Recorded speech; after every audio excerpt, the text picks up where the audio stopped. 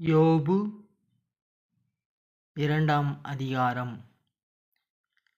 ஒருநாள் தெய்வப் புதல்வர் ஆண்டவர் முன்னிலையில் ஒன்று கூடினர். சாத்தானும் அவர்கள் நடுவே வந்து ஆண்டவர் முன் நின்றான். ஆண்டவர் சாத்தானிடம், எங்கிருந்து வருகிறாய் என்று கேட்டார். சாத்தான் ஆண்டவரிடம், உலகைச் சுற்றி உலவி வருகிறேன் என்றான். அப்போது ஆண்டவர் சாத்தானிடம், என் ஊழியன் யோபுவைப் பார்த்தாயா?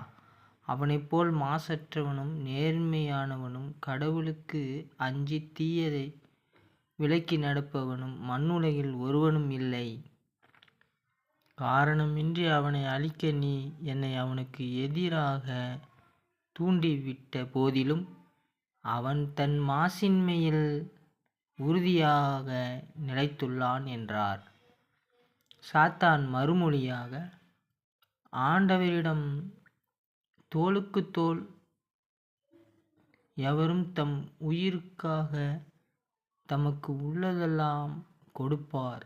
உமது கையை நீட்டி அவனுடைய எலும்பு தசை மீது கை வையும். அப்போது அவன் முகத்திற்கு நேராகவே உம்மை இழித்துரைப்பது உறுதி என்றான்.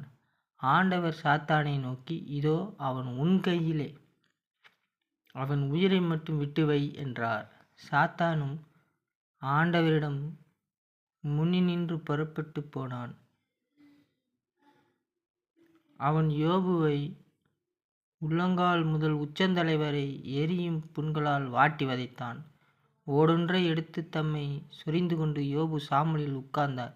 அப்போது அவரின் மனைவி அவரிடம், இன்னுமா மாசின்மையை அளித்திருக்கிறீர்? கடவுளை பழித்து மடிவதுதானே என்றாள். ஆனால் அவர் அவளிடம், நீ அறிவற்ற பெண் போல் பேசுகிறாய். நன்மையை கடவுளிடமிருந்து பெற்ற நாம் ஏன் தீமையை பெறக்கூடாது என்றார். இவை அனைத்திலும் யோபு தம் வாயால் பாவம் செய்யவில்லை. இதிலே சாத்தான் ஆண்டவரிடம் அனுமதி பெற்றுக்கொண்டு, உத்தரவு பெற்றுக்கொண்டுதான் சோதனை செய்கிறான். இங்கு நன்கு கவனிக்க வேண்டும். நாம் கர்த்தருக்கு செவி கொடுத்து வாழும்போது சாத்தான் நம்மை துன்பப்படுத்த மாட்டான். கர்த்தருக்கு செவி கொடாது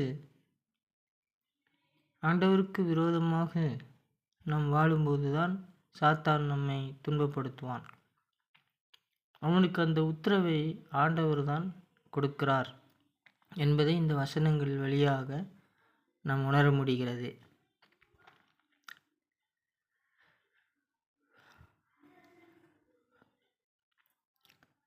இதிலே நாம் நன்கு புரிந்து கொள்ள வேண்டியது, தெய்வ புதல்வர்களெல்லாம் ஆண்டவர் திருமுன் வரும்பொழுது சாத்தானும் அங்கு வந்து நின்றான் என்று குறிப்பிடப்பட்டிருக்கிறது. ஆகவே சாத்தானும் கடவுளுக்கு ஒரு சேவகன் போல்தான் இருக்கிறான் என்பதும் இதிலிருந்து தெளிவாக புரிகிறது.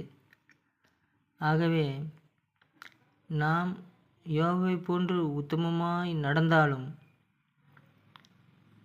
இவ்வாறு சாத்தான் அனுமதி பெற்றுக்கொண்டு யோபுவை சோதித்தது போன்று உத்தமமாய் வாழ்ந்தாலும் நம்மையும் அவன் சோதிக்க வல்லவனாக இருக்கிறான். அப்படிப்பட்ட நேரத்திலே நாம் ஆண்டவரை தூசிக்கக்கூடாது என்பதிலே உறுதியாக இருக்க வேண்டும். அப்போதுதான் யோபு பெற்றுக்கொண்ட ஆசீர்வாதத்தை போன்று நாம் ஆசீர்வாதத்தை பெற்றுக்கொள்ள முடியும். இந்த கடைசி காலகட்டத்தில் சோதனைகள் அநேகமாக நமக்கு வருகிறது. இதிலே நாம்